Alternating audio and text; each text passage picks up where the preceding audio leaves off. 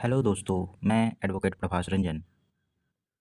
आज की इस वीडियो में हम लोग पढ़ेंगे कि किन्हें इन्फॉर्म किया जाएगा अगर कोई child in conflict with law अगर एप्रीहेंड होता है तो सेक्शन 13 ऑफ जेजे एक्ट बताता है कि जब कोई बच्चा एप्रीहेंड होगा, गिरफ्तार किया जाएगा, तो जो उनको गिरफ्तार करते हैं, एप्रीहेंड करते हैं, वो होते हैं officer designated as child welfare police officer of the police station, या वो होते हैं स्पेशल जुबिनाइल पुलिस यूनिट।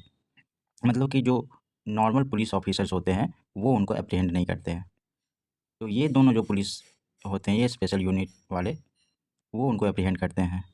वो इन बच्चों को बोर्ड के सामने लाएंगे और इन्फॉर्म करेंगे उनके माता पिता, पेरेंट्स या गार्जियन।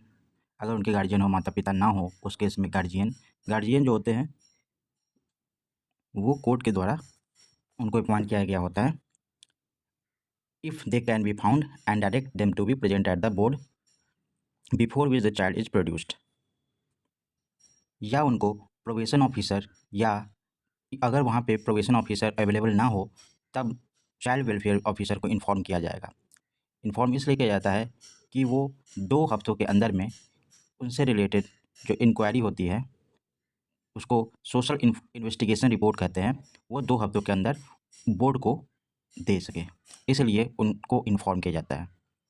वो इन्फॉर्मेशन रहता है उस बच्चे के पहले के कार्यों के बारे में और उसके फैमिली बैकग्राउंड के बारे में होता है, या कोई अदर्स मटेरियल सर्कमस्टांसेस जो उस ऑफेंस से रिलेटेड हो, या जिससे उस बच्चे पर कोई असर पड़ा हो, या किस सिचुएशन में उसने वो ऑफेंस किया हो। इन सारी बातों को, जो मटेरियल है, मतलब बहुत इंपॉर्टेंट जो चीज़ होगी उस बच्चे से रिलेटेड, उनको वो सोशल इन्वेस्टिगेशन रिपोर्ट के द्वारा उनको बोर्ड को पहुंचाना है। किनको पहुंचाना है? द चाइल्ड वेलफेयर ऑफिसर को या तो प्रोबेशन ऑफिसर को।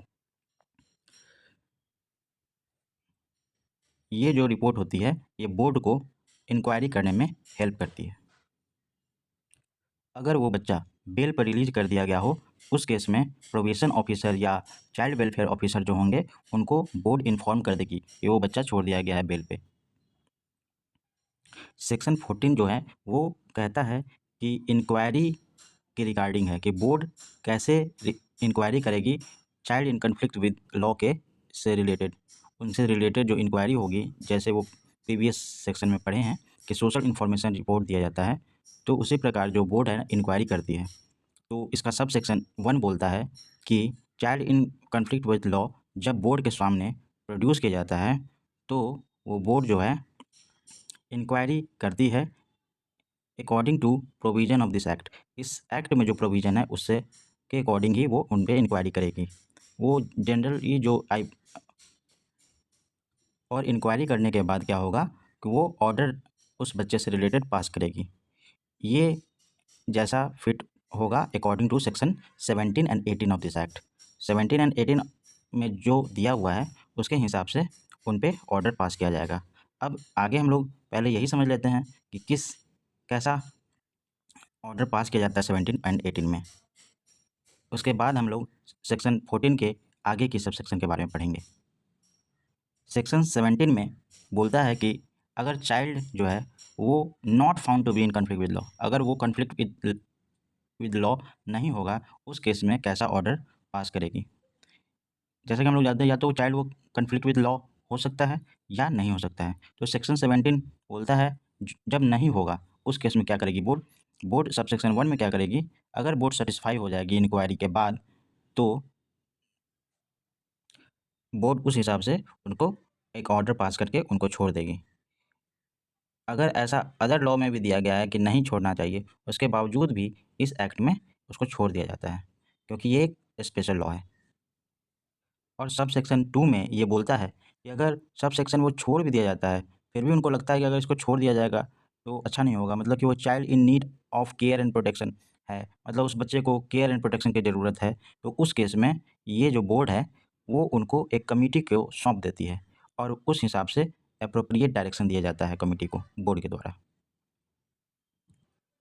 और सेक्शन 18 जो बोलता है कि अगर वो पाया जाता है कि child in conflict with law है, उस केस में क्या होगा, उस केस में सब सेक्शन 1 में बोलता है कि अगर बोर्ड सैटिस्फाई हो जाता है इंक्वायरी के बाद कि चाइल्ड बिना किसी एज के रिस्पेक्ट में, मतलब वो 0 टू 18 ईयर्स के बीच में होगा, तो उस केस में अगर वो एक पेटी ऑफेंस करता है, पेटी ऑफेंस इस एक्ट में सेक्शन 2 सबसेक्शन 45 में दिया गया है। ये 3 साल तक की सज़ा जो आईपीसी में दी गई है और आज के समय में बीएनएस में दी गई है, उस हिसाब से अगर 3 साल से कम का जेल इम्प्रिजनमेंट होता है, तो उस केस में उसको पेटी ऑफेंस बोलते हैं।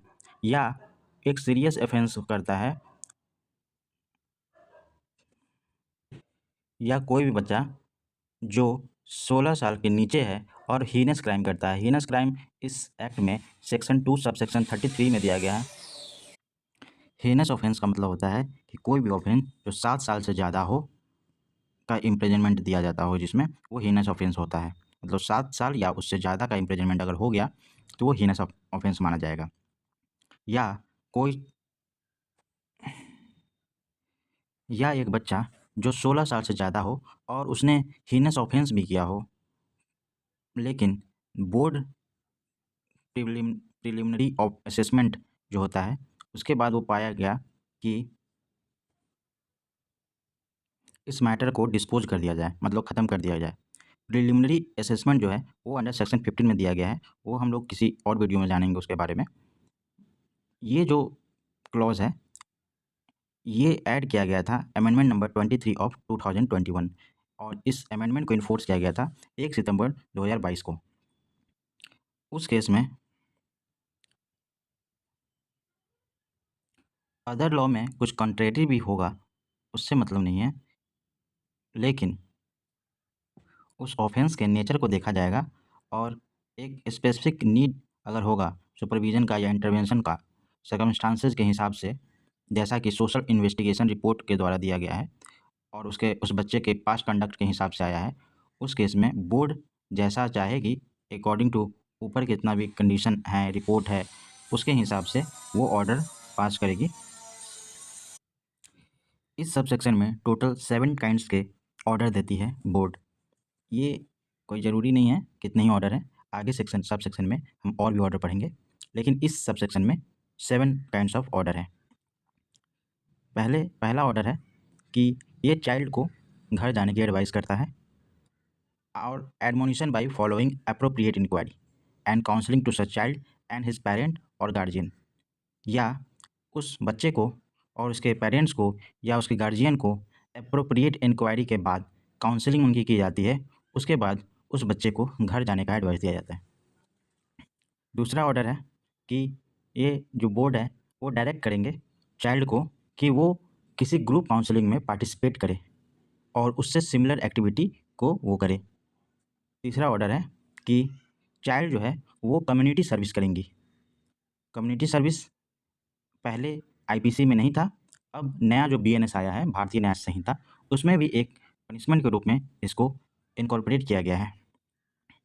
ये जो कम्युनिटी सर्विस होती है वो एग्जैक्टली तो डिफ़ाइन नहीं की गई है, मगर ऐसा मानते हैं जैसे कम्युनिटी सर्विस में मतलब किसी गुरुद्वारे में जाके खाना खिलाना, सेवा देना, सड़क साफ करना या कहीं पर भी ऐसी सर्विस देना जो कम्युनिटी के लिए अच्छा हो, for the benefit of community. ये जो कम्युनिटी सर्विस होगी वो under the supervision of organisation होगा। जैसे एनजीओज होते हैं, ये लोग ऑर्गेनाइजेशंस हो गए हैं या बहुत सारे ऑर्गेनाइजेशन हैं जो कम्युनिटी सर्विस करते हैं, या कोई इंस्टीट्यूशन है उसके सुपरविजन में ये बच्चा जो होगा वो कम्युनिटी सर्विस परफॉर्म करेगा।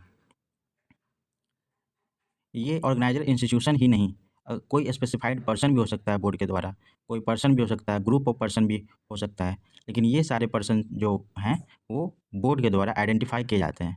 ऐसे ही किसी पर्सन के अंडर में नहीं कर सकते हैं। बोर्ड अगर आइडेंटिफाई की करेगी की हुई होती है उनको, तो उसके अंदर में उनके सुपरविजन में ये कम्युनिटी सर्विस परफॉर्म करेंगे।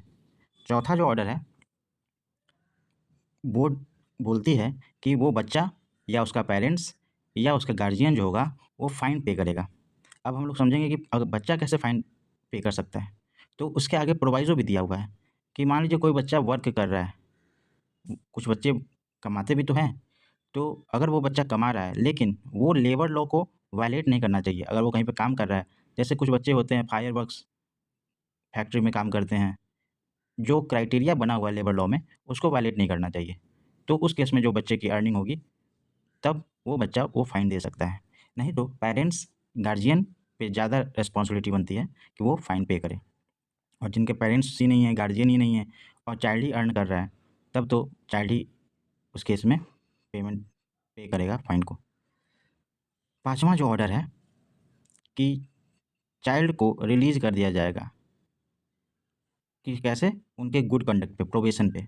अगर वो पाया जाता है कि उसका कंडक्ट अच्छा है, तो उसको प्रोबेशन पे उसको छोड़ दिया जाएगा और उसको under the care of any parents, guardian और फिट पर्सन के अंडर में दे दिया जाएगा। ये पर्सन उस चाइल्ड के बदले में बॉन्ड देंगे। फिर से एक अलग टर्म आया, बॉन्ड। ये भी पहले सीआरपीसी में था, अब तो भारतीय नागरिक सुरक्षा संहिता आ गया है। उसमें बॉन्ड के बारे में डिटेल में हम लोग किसी और वीडियो में पढ़ेंगे। यहाँ पे वो बच्चा श्योरिटी या बिना श्योरिटी के भी उनको छोड़ा जा सकता है।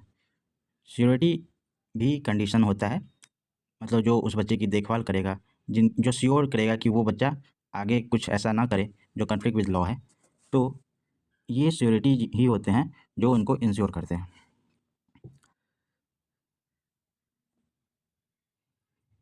ये जो बॉन्ड और श्योरिटी होती है, उनका पीरियड 3 साल तक ही होता है, तो उसको प्रोबेशन पर छोड़ा जाएगा गुड कंडक्ट में,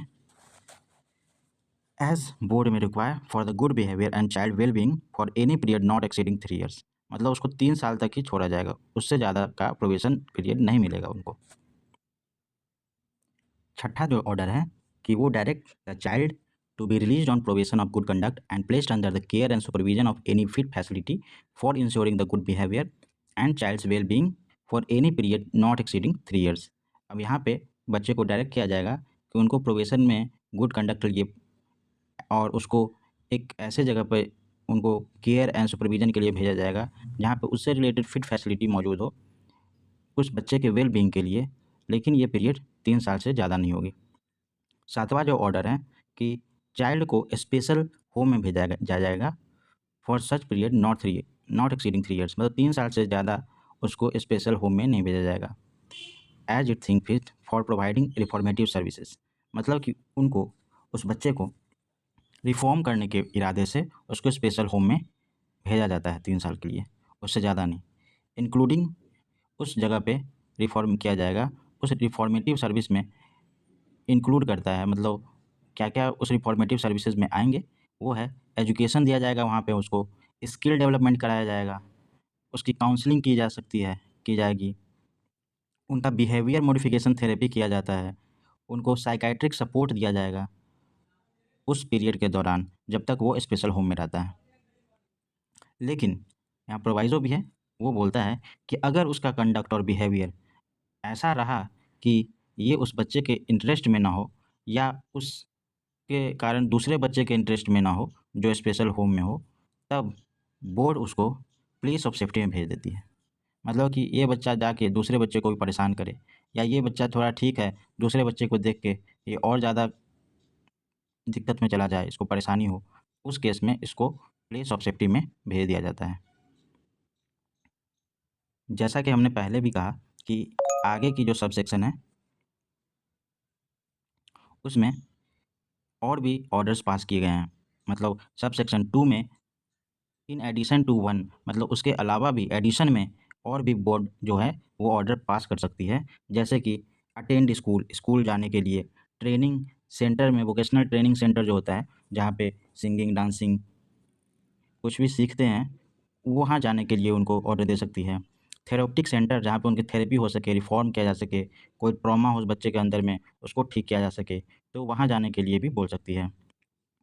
और उसको प्रोहिबिट भी कर सकती है, मतलब कहीं जाने से मना भी कर सकती है। किसी जगह पे जाने से उसको खतरा हो या वो उससे वो अफ़ेक्ट होता हो, बुरी तरह से अफ़ेक्ट होता हो, तो वहाँ पे उसको जाने से मना भी कर सकती है बोर्ड। 5वां जो ऑर्डर है कि उसको डी एडिक्शन प्रोग्राम में भेजा जा सकता है। जैसे मान लीजिए वो ड्रग एडिक्टेड हो या कोई भी बुरी लत से वो ग्रसित हो, तो उस केस में डी एडिक्शन प्रोग्राम में उसको भेजा जा सकता है।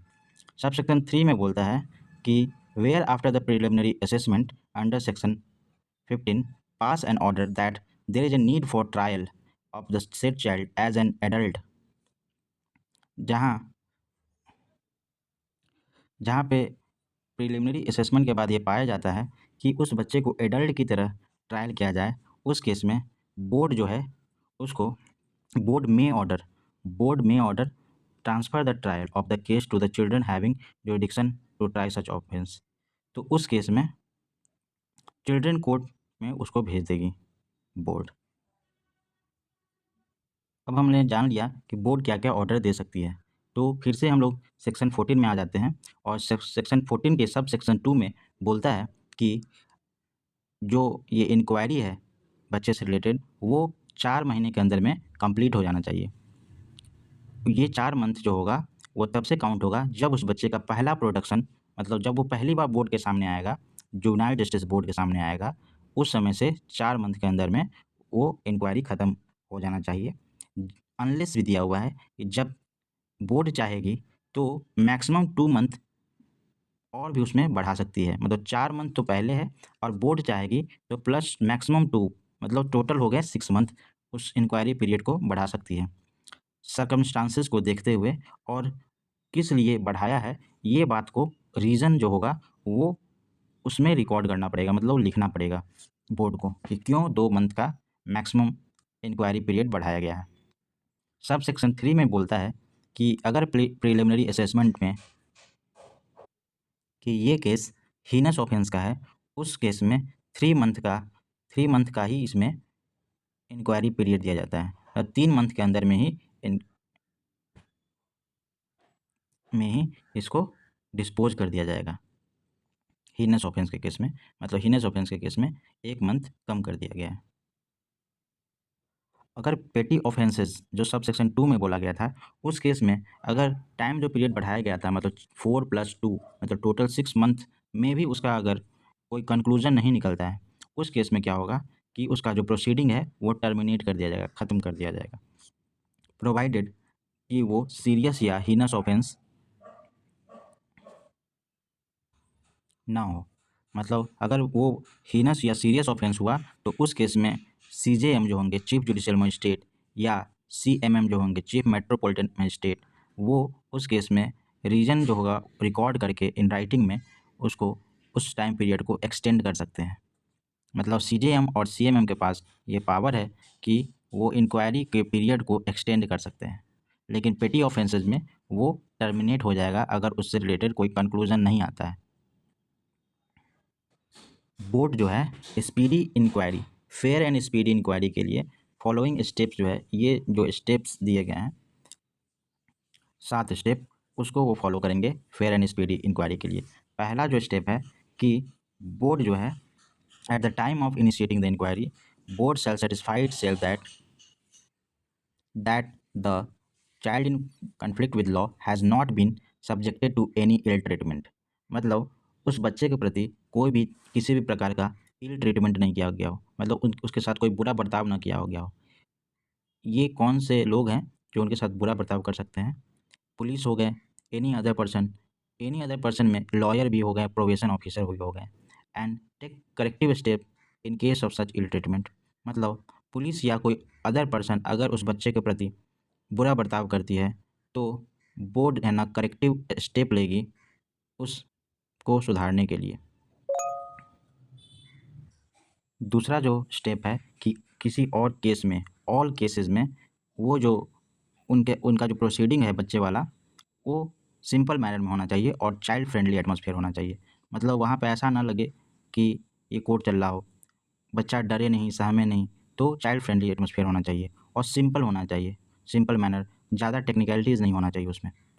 तीसरा स्टेप है कि एवरी चाइल्ड, बोर्ड के सामने वो अपॉर्चुनिटी दिया जाना चाहिए उस बच्चे को कि वो सुन सके और पार्टिसिपेट कर सके इंक्वायरी में।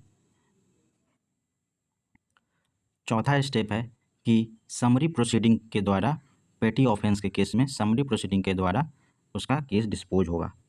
पाँचवा है कि सीरियस ऑफेंस के केस में वो समन केस के द्वारा वो उसका ट्रायल होगा, ट्रायल इन समन केसेस जैसे होता है वैसे होगा सीरियस ऑफेंसेस में। सातवां जो है हीनस ऑफेंस में जो इंक्वायरी होगा 16 साल से 16 साल से छोटे बच्चों के लिए, वो जो छठा स्टेप था उसके हिसाब से होगा, मतलब कि समन केस के हिसाब से, समन ट्रायल इन समन केसेस के हिसाब से होगा। और जब वो 16 साल से ज़्यादा का होगा और 18 साल से कम का होगा, तब उसका जो इंक्वायरी होगा वो अंडर सेक्शन 15 में जो प्रिलिमिनरी असेसमेंट वाला सेक्शन है उसके हिसाब से उसकी इंक्वायरी होगी। Thank you.